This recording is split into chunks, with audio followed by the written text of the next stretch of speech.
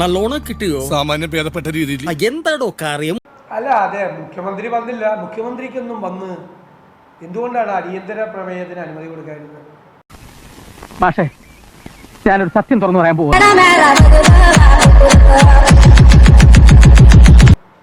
K രമയാണ് notice കൊടുത്തത്. അവരുടെ ചോദ്യങ്ങൾക്ക് മുന്നിൽ മറുപടി പറയാനെന്നുള്ള കരുത്ത് ഈ ഇരട്ടച്ചങ്കൻ എന്ന് സ്വന്തം പേരിട്ട് അവർ വിളിക്കുന്ന കേരളത്തിലെ മുഖ്യമന്ത്രി പിണറായി വിജയനില്ല. ഈ പാർട്ടി ലോകമെങ്ങും ശോഭിച്ചിടും കാരണഭൂത പിണറായി വിജയൻ എന്ന സഖാവ് തന്നെ.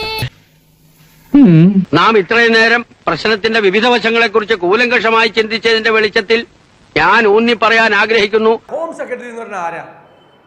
സംസ്ഥാനത്തെ DGPയുടെ മീതെയുള്ള ആളാ. എന്നോട് ഞാൻ പലതവണ പറഞ്ഞിട്ടുണ്ട് എന്നെ തിരുത്താൻ വരരുതെന്ന്, മനസ്സിലായോ? അതിനേക്കാൾ വലിയ ആളുകൾ ആരെങ്കിലും ഉണ്ടോ ഈ ആഭ്യന്തര വകുപ്പിൽ? പിന്നെ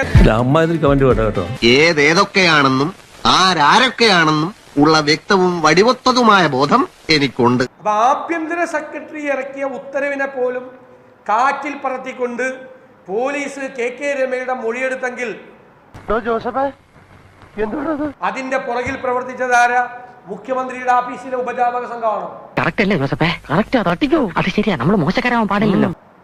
CPM നേതാക്കളാണോ? ആരാ? ഹോം സെക്രട്ടറിക്ക് മീതെ പറക്കുന്ന പരുന്തേതാ? ഏത് പരുന്താ പറക്കുന്നത് ഹോം സെക്രട്ടറിക്ക് മീതെ? എന്താ ഉറക്കം വരുന്നു.